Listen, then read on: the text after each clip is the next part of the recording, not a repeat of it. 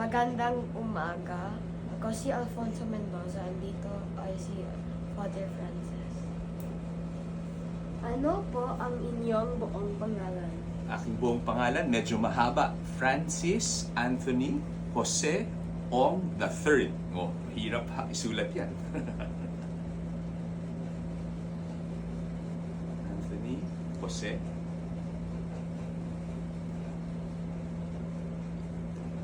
Ong III. 3 Roman numerals there. Okay. Mahaba, no? Okay, anong sunod? Ano po ang natapos ninyong kurso? Natapos kong kurso sa Universidad ng Pilipinas ay Civil Engineering. Oh.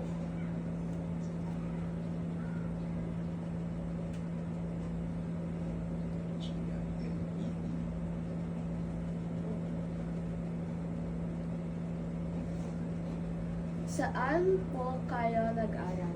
Nag-aral ako sa UP, University of the Philippines, Universidad ng Pilipinas.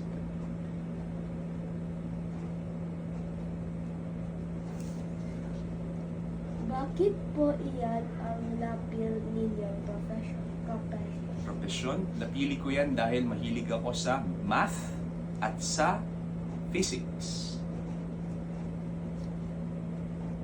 Tama ba yung mga sagot ko o dapat yung sagot ko tungkol sa pagiging pare? Anong bagay po ang nagpapasaya sa inyong profesyon? So, ang nangyari kasi, yung mga yan, nung naging civil engineering ako. Ngayong pare ako, may iba rin akong inaral. Nag-aral rin ako ng theology at philosophy. Ano yung nagpapasaya sa akin? Nagpapasaya sa akin, nakakatulong ako sa ibang tao at nagdadasal ako. So, dalawa.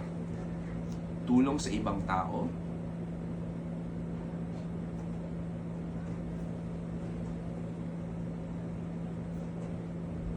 at pagdarasal, magdasal. Yan.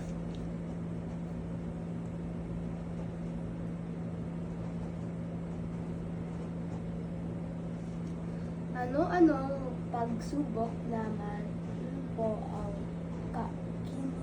kaharap ninyo ngayon sa inyong napiling profesyon? Ang mga pagsubok, siguro, ang mahirap dyan, maraming taong nangangailangan ng Diyos. So, anong ibig sabihin? Turuan silang magdasal. Turuan magdasal.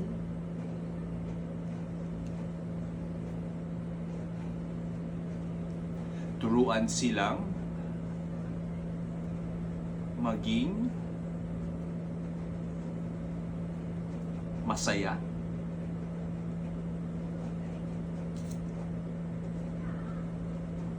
Sa kanilang pamilya.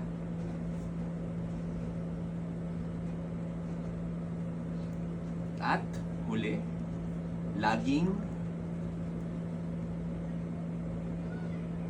magkaroon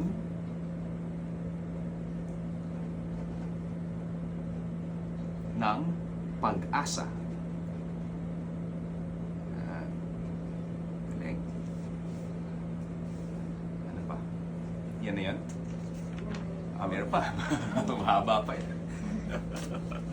Ano-anong mga hakbang ang ginawa ninyo upang harapin ang mga pagsubok na ito? Siyempre, dasal. Una, dasal. Pangalawa, nakikinig sa nakakatanda. Nakikinig ako sa mga matanda na lang. Mga matanda. Sa matanda at kaibigan. Pangatlo, nag-aaral pa rin ako. Nag-aaral.